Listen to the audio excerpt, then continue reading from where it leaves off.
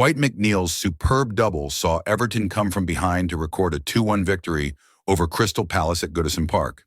Everton versus Crystal Palace.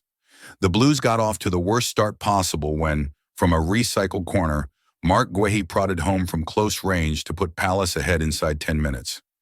But McNeil equalized with a thunderous left-footed drive from 25 yards to equalize with the second half less than 2 minutes old.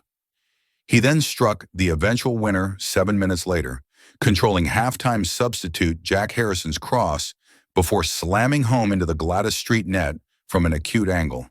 Chelsea versus Brighton. Score: Chelsea 4, Brighton -2-4.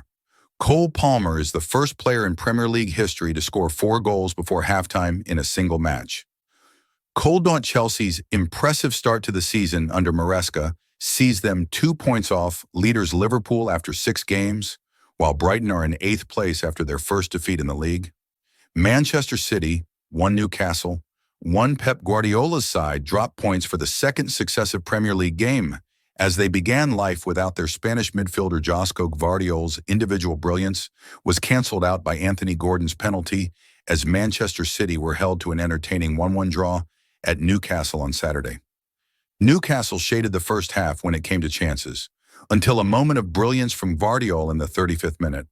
Jack Grealish skipped past a would-be tackler, and the Croatian defender showed great feet before easily slotting past Nick Pope. The hosts would not be cowed, however, and Gordon won and then dispatched his own penalty in the 58th minute. That equalizer ignited the hosts, and City were hanging on for sustained periods as the visitors missed the injured Rodri. Man United 0 Tottenham 3. This is the nadir of Erik ten Hag's Manchester United tenure.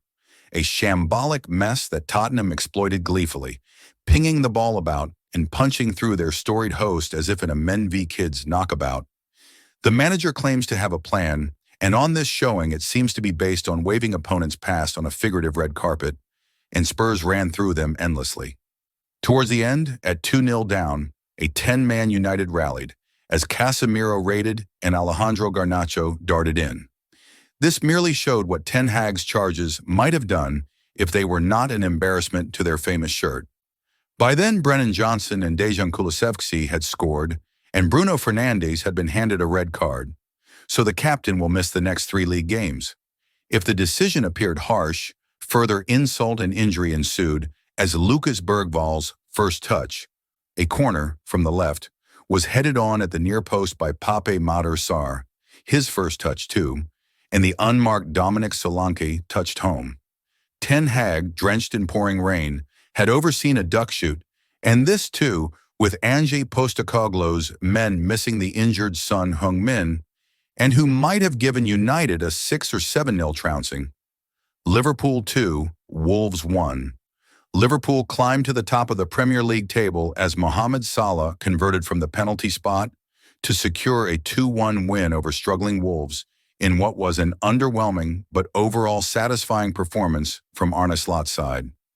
The Reds were on the back foot for the opening 20 minutes as Gary O'Neill's side came out of the blocks quickly, but eventually the visitors took control, and Dominic Szoboszlai should have given them the lead when he fired straight at Sam Johnstone from close range.